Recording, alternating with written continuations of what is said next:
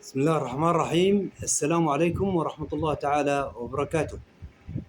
اليوم سنتكلم حقيقة عن باختصار عن مجموعة من النساء من التاريخ، عبقريات عظيمات يعتبرن أنها سيدات ونساء لهن قيمة ولهن تاريخ حقيقة، وموجودات في ضمن إطار كتاب سطور مع العظيمات للكاتب محمد كامل الحسن محامي، وهو كتاب صدر عن دار البحوث العلمية. وسنتناول بإيجاز حقيقة هذا الكتاب يقع في 146 صفحة، وسنتناول بإيجاز كما قلت عن آمنة بنت وهب والدة سيدنا محمد عليه الصلاة والسلام، وهاجر أم إسماعيل زوجة سيدنا إبراهيم أبو العرب أو الأنبياء، ومريم العذراء البتول وهي والدة سيدنا عيسى عليه السلام، وخديجة بنت خويلد. ستنا خديجة هي الزوجة الأولى لسيدنا محمد عليه الصلاة والسلام، وستنا عائشة بنت أبو بكر زوجة رسول الله عليه الصلاة والسلام أم المؤمنين. سنبدأ بحقيقة في آمنة بنت وهب أم سيدنا محمد عليه الصلاة والسلام. هي آمنة بنت وهب بنت عبد المناب بنت زهرة بنت كلاب بنت مرة. والدها وهب كان سيد بني زهرة، وجدتها لأبيها عاتكة بنت الأوقص، وهي إحدى العواتق اللواتي اعتز بهن الرسول في قوله: أنا ابن العواتق من سليم. كانت أفضل نساء قريش خلقا، وقد ظلت محجبة عن العيون حتى بعد زواجها من عبد الله بن عبد المطلب، ولذلك لا يعرف المؤرخون شيئا عن صورتها. وكان عبد الله بن عبد المطلب والد النبي عليه الصلاة والسلام أكثر شبان قريش وسامة وقوة، وكان قبلة أنظار النساء، ولكنه فضل آمنة بنت وهب لعفتها ورجاحة عقلها. يقول مستشرق بودلي إن عبد الله عندما خطب آمنة تمزقت قلوب الكثيرات من نساء مكة. بعد زواجها ببضعة أيام سمعت هاتفا يقول لها، أي مناديا: إنك حملت بسيد هذه الأمة ونبيها. فارقها زوجها عبد الله بعد ذلك إلى رحلة تجارية مع أحد القوافل، وشاءت إرادة الله ألا تراه بعد ذلك أبدا، فقد مرض في يثرب للمدينة المنورة حاليا يثرب، ومات ودفن هناك، وما زال خضاب العرس في يديها. عندما اقترب موعد ولادة الرسول الأعظم عليه الصلاة والسلام ساد الذعر في مكة المكرمة، عندما علم الناس أن أبرهة ملك الحبشة يريد أن يهدم بيت الله الحرام بجيشه وأفياله. واتجهت آمنة بنت وهب إلى الله تدعوه ألا تضع وليدها بعيدا عن بيته الحرام، وحدثت المعجزة الإلهية، ونزلت نقمة الله على أبرهة وجيشه. وقد ذكرت القصة في سورة الفيل، كذلك. جاء المخاض في السحر من الليلة الاثنين، السحر يعني ليلة السحر يعني السحور، أي ما بعد أي ما قبل الفجر يعني بالسويعات. ثم رأت نورا يغمر الدنيا وجمعا من النساء يحنون عليها، وكانت معها سيدة واحدة من قريش هي أم عثمان بن أبي العاص. ومن الثابت أن هذه السيدة قالت إنها كانت الوحيدة التي رافقت آمنة في هذا الوقت. أما هؤلاء النساء فكن أطيافا سارية، من بينهن مريم ابنة عمران وهاجر أم إسماعيل. أرضعت آمنة ابنها محمد، ولكنها لبنها خف بعد أيام لشدة حزنها على زوجها الذي كانت تتمنى بقاءه حيا ليرى ابنه، فعادت إلى حليمة بنت أبي ذؤيب السعدي لإرضاعه، التي كانت تكنى بحليمة السعدية. يؤكد أكثر من مؤرخ عربي أن السيدة آمنة بنت وهب كانت تقرض الشعر، أي يعني كانت شاعرة، تقرض الشعر أي تتكلم الشعر وتكتب شعر. ونسب إليها قولها وهي على فراش الموت تخاطب ابنها سيدنا محمد عليه الصلاة والسلام: بارك الله فيك من غلام يا ابن الذي في حومة الحمام، نجا بعون الملك العلام، فودي غداة الضرب بالسهام، ب100 من إبل سوام، إن صح ما أبصرت في المنام، فأنت مبعوث إلى الإنام، تبعث في الحل وفي الحرام، تبعث بالتوحيد والإسلام، دين أبيك البر وإبراهام، فالله ينهاك عن الأصنام أن لا تواليها مع الأقوام. أحسنت آمنة رعاية ابنها حتى إذا ما بلغ 6 من عمره كانت له سمات وصفات الرجل الناضج، ثم صحبته في رحلة إلى يثرب لزيارة قبر أبيه، وهاجت هذه الزيارة أحزانها، وفي أثناء عودة القافلة اشتد بها المرض في الطريق، وأسلمت روحها الطاهرة إلى باريها ودفنت في قرية الأبواء، وذلك في العام 45 قبل الهجرة. الآن سنتحدث عن سيدة أيضا من سيدات التاريخ العظيمات، وهي هاجر أم إسماعيل عليه السلام زوجة سيدنا إبراهيم. هي أم سيدنا إسماعيل وكانت جارية لسارة. كانت سارة عاقرا فخشيت أن يهجرها زوجها، فدفعت إليه بجاريتها هاجر التي حملت منه وأنجبت منه إسماعيل سيدنا إسماعيل. أكلت الغيرة قلب سارة بعد أن أصبحت هاجر أما، فطلبت من زوجها إبراهيم زي سيدنا إبراهيم أن يتخلص من هاجر، فاصطحبها إلى ربوة حمراء قريبة من البيت العتيق في مكة، وتركها في هذا المكان القفر، أي المكان الذي لا يوجد به أي شيء، فقير يعني، هي ووليدها إسماعيل، بعد أن ترك لها مؤونة ضئيلة، يعني تتغذى عليه تأكل عليه مواد قليلة يعني. نفدت مؤونتها واشتد العطش بصغيرها إسماعيل، فكاد قلبها يتمزق إشفاقا عليه، وصعدت إلى قمة الربوة، فخيل إليها أنها رأت منبع ماء، فهرولت إلى الصفا ثم عادت إلى المروة، ولبثت هكذا 7 أشواط حتى سقطت منهكة وهي تحتضن إسماعيل بين ذراعيها. رفعت هاجر يديها إلى السماء تطلب من الله الرحمة بولدها، فإذا بطائر يهبط من السماء ويضرب الأرض بمنقاره، فانبثق الماء من عين زمزم، وكتبت لها النجاة هي وابنها سيدنا إسماعيل ابن سيدنا إبراهيم أبو الأنبياء. كانت هاجر نعم الأم لإسماعيل إلى أن تلقى مع أبيه رسالة الله، وذكرت قصة هذه الأم العظيمة في التوراة كما ذكرها القرآن الكريم. وعين زمزم من ذاك التاريخ إلى يومنا هذا ما زالت تجري إلا.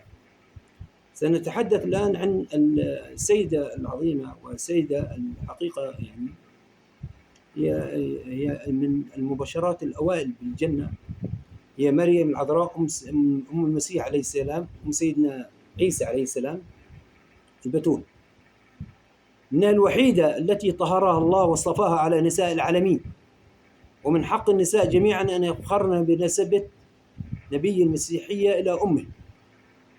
نشأت في بيت دين وورع، وكان أبوها عمران من أتقى رجال بني إسرائيل.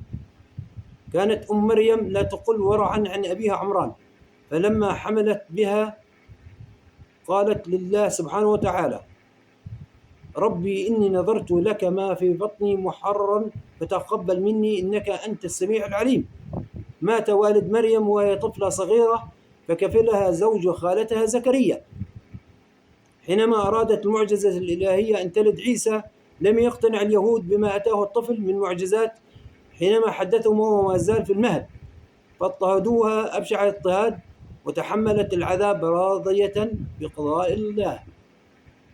يشرح الإنجيل مقدار ما عانته مريم من شقاء في سبيل المحافظة على ابنها، فهاجرت إلى مصر ولبثت بها 12 سنة تغزل الكتان وتلتقط ما تبقى من حبات القمح في أثر الحصادين لكي تعيش حياة شريفة وتحسن تربية ابنها وتعليمه.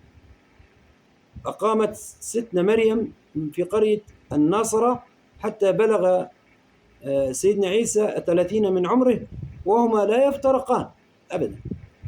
صحبت ستنا مريم ابنها في أحد الأيام إلى جبل الزيتون لكي تجني معه محصول الزيتون، وفي هذا اليوم تجلت له الرؤيا وعلم أن الله تعالى بعثه رسولا إلى بني إسرائيل، فقالت لأمه أنه سيتحمل عذابا عظيما من اليهود في سبيل أداء رسالته، ولذا فإنه لا مناص من الافتراق عنها، فتحملت الأم العظيمة مرارة وقسوة الفراق ولم تجعل حبها عقبة في سبيل أداء رسالته، أي رسالة النبوة التي أرسله الله إلى بني إسرائيل. السيدة الثالثة هي أم موسى عليه السلام، أم سيدنا موسى. حقيقة لم يذكر التاريخ أو لم يذكر القرآن الكريم شيئا عن والد موسى وهارون، ولكنه ذكر الكثير عن أمه التي كان لها أكبر الفضل عليه. تنبأ السحرة والمنجمون لفرعون بأن طفلا من بني إسرائيل سيسلبه الملك، فأمر فرعون بقتل كل طفل ذكر يولد وبقتل كل أم تخفي وليدها، وبلغ مجموع من قتله من الأطفال 70,000 هكذا يقال، ولكن وهكذا قرأنا في التاريخ. ولكن أم موسى حينما ولدته تعلق به قلبها ولم تسلمه لفرعون ليقتل. علم جنود فرعون بولد موسى فهاجموا البيت، فأوحى الله إلى أمه أن تخفيه في التنور المشتعل، أي التنور هذا الذي يضعون فيه الخبز، أي الفرن كالفرن الآن، هو تنور يسمونه. ووضعته بين النار، ولما انصرف الجنود وجدت الطفل سليما لم يمسسه أذى. ذكر القرآن الكريم قصة هذه الأم الرؤوفة، وكيف وضعت طفلها في التابوت وقذفته في اليم أي في البئر، وطلبت من أخته مريم أن تتبع أثره حتى إذا ما التقطه آل فرعون أحبت امرأة فرعون الطفل، ولكن الله حرم عليه المراضع حتى ذهبت أمه إلى قصر فرعون كمرضعة وأرضعته. شمل الله برحمته أم موسى حينما عاد طفلها إليها، جاء في سورة طه بسم الله الرحمن الرحيم: فرجعناك إلى أمك كي تقر عينيها ولا تحزن. صدق الله العظيم. تعاهدت أم موسى ابنها حتى بلغ أشده وأصبح أهلا لتلقي الرسالة الجليلة التي عاهد الله بها إليه. الآن حقيقة سنتكلم عن السيدة الرابعة العظيمة، وهي ستنا خديجة بنت خويلد زوجة الرسول الأعظم محمد، الزوجة الأولى للرسول الأعظم محمد عليه الصلاة والسلام. هي خديجة بنت خويلد بن أسد بن عبد العزى بن قصي بن عرفت باسم خديجة الطاهرة لما كانت تتصف به من العفة والمحافظة على كرامتها. تزوجت خديجة مرتين قبل زواجها من رسول الله صلى الله عليه وسلم، وكان زوجها الأول أبو هالة بن زرارة التميمي، وكان زوجها الثاني عتيق بن عابد المخزومي، وقد ورثت عنهما مالا وفيرا كانت تستغله في التجارة علاوة على ما كانت قد ورثته عن أبيها. سمعت خديجة بما اشتهر به سيدنا محمد من الأمانة والإخلاص، فاستأجرته ليخرج بتجارته إلى الشام، فعاد إليها بعد أن ربح لها ضعف ما كانت تربحه، وجلب لها فوق ذلك بضائع كثيرة من متاجر الشام.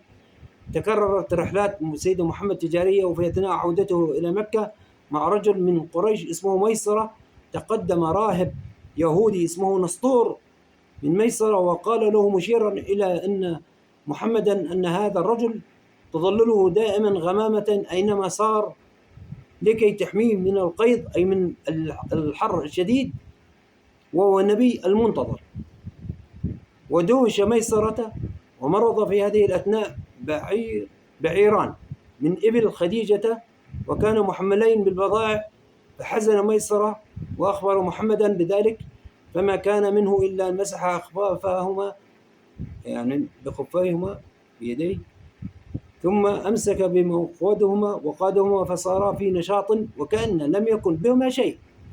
هذه قبل نزول الرسالة وقبل بلوغ النبوة والرسالة وتبليغه بالرسالة. سمعت خديجة من ميسرة ما قاله الراهب نسطور وما حدث للبعيرين، ثم تذكرت ما سمعته من ابن عمها ورقة بن نوفل، وازداد إعجابها حقيقة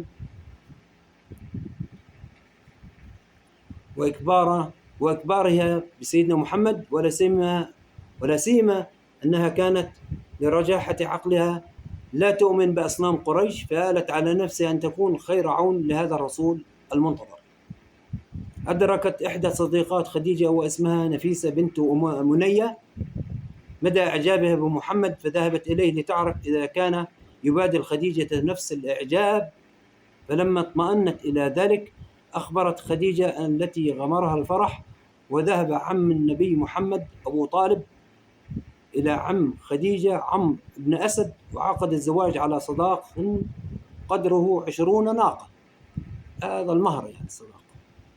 برت خديجة بوعدها لنفسها، فغمرت الرسول بفيض من الحنان وآمنت به ورسالته، وكانت أول من هدأ روع النبي بعدما أصابه من اضطراب عندما هبط عليه جبريل بالوحي لأول مرة بسورة اقرأ باسم ربك الذي خلق. رزق الرسول من خديجة ب4 بنات، هي زينب، وقد تزوجت من أبي العاص بن الربيع ابن أخت خديجة ورقية، وتزوجت من عتبة وأم كلثوم، وتزوجت من عتيبة وفاطمة الزهراء، وتزوجت من علي بن أبي طالب رضي الله عنه. مرضت خديجة واشتد بها المرض، وكان الرسول عليه الصلاة والسلام يسر إلى جانبها ليرعاها حتى قبضها الله إلى جواره، فدفنت في الحجون، وقد نزل الرسول إلى قبرها وسوى بيديه طاهرتين التراب على جسدها، وكان موتها في السنة 3 قبل الهجرة. لبث الرسول وفيا لحبه لخديجة طوال حياته، وكانت عائشة تغار من مجرد ذكر اسمها. هذا الكاتب اللي هو الذي يذكر هذه المقولة أنها قالت له كأن لم يكن في الدنيا امرأة إلا خديجة.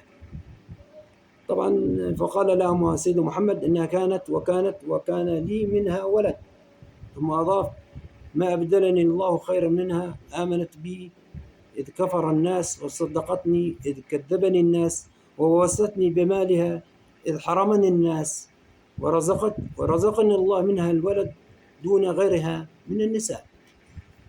الآن سنأتي على ذكر السيدة عائشة أم المؤمنين، هي بنت أبي بكر زوجة رسول النبي محمد، الرسول والنبي محمد عليه الصلاة والسلام.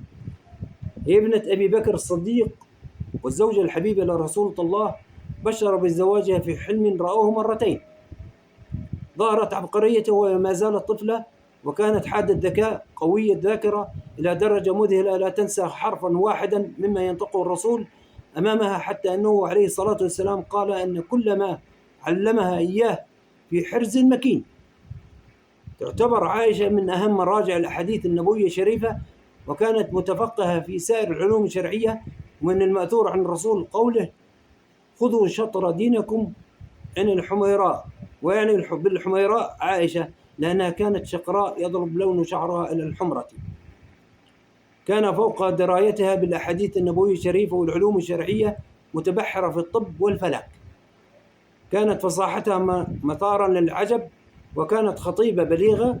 وقال عنها الأحنف بن قيس سمعت خطبة أبي بكر وعمر وعثمان وعلي والخلفاء بعدهم، فما سمعت الكلام من فم مخلوق أفخم ولا أحسن منه من فم عائشة أم المؤمنين.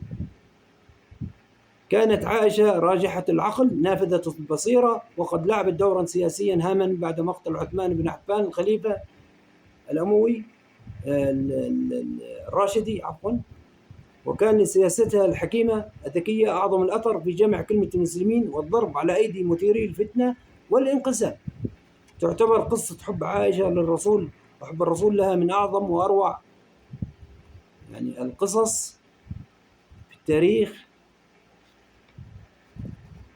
البشري، بما فيها من إخلاص ووفاء وشكوك وغيرة عارمة. والقصة في تفاصيلها الرائعة ترسم جانبا ممتعا من الجوانب العديدة التي امتازت بها حياة الرسول الإنسان ذي القلب العاطفي الذي ينبض بأسمى ما تنبض به قلوب البشر من مشاعر وأحاسيس ومرهفة. لذلك سوف نخصص هذه القصة، هذا الكاتب يعني يخصص من هذا الكتاب في حلقة أخرى ربما نتكلم نحن كذلك. اشتهرت عائشة بالإحسان إلى الفقراء حتى أنها كانت أيام صيامها تنسى أن تستبقي لنفسها ما تفطر به من طعام، فكانت تفطر بالماء أو الزيت وحده. يا الله يا كريم، هذه أم المؤمنين، هذه صفات النساء العظيمات العبقريات. كانت عائشة علاوة على كل ذلك تقرض الشعر، وقد رثت أباها أبا بكر قائلة: إن ماء الجفون ينزحه الهم وتبقى الهموم والأحزان، ليس يأس جوى المرزأ ماء سفحته الشؤون والأجفان. مرضت عائشة مرضا لم يهملها طويلا وتنبأت بموتها، واختلف المؤرخون في سنة وفاتها، ولكن الراجح أنها رضي الله عنها أسلمت روحها الطاهرة في 17 من شهر رمضان في العام 58 بعد الهجرة، وقد أوصت أن تدفن في نفس ليلة وفاتها، وشيع جثمانها آلاف من الأنصار وهم يحملون أعوادا من الجريد، يعني نصبت في أعلاها قطع من القماش غمست في الزيت واشتعلت بها شعلات من النار، فحولت ليل البقيع إلى نهار. وقد صلى عليها أبو هريرة رضي الله عنه، وماتت وهي في 66 من عمرها. ها نحن انتهينا وإياكم من ذكر هؤلاء السيدات العظيمات من التاريخ الإنساني والتاريخ الإسلامي والتاريخ اليهودي. حقيقة سطور مع العظيمات، حقيقة 5 نساء عظيمات، من أكثر الحلقات التي استمتعت وأنا أقرأ عن بعض صفات وعن بعض ميزات هؤلاء السيدات العظيمات، إلى أن نلتقي في لقاء معرفي وثقافي وتاريخي آخر، ولقاء قريب إن شاء الله. هذا معكم محدثكم فيصل حابس الشوبكي. السلام عليكم ورحمة الله تعالى وبركاته.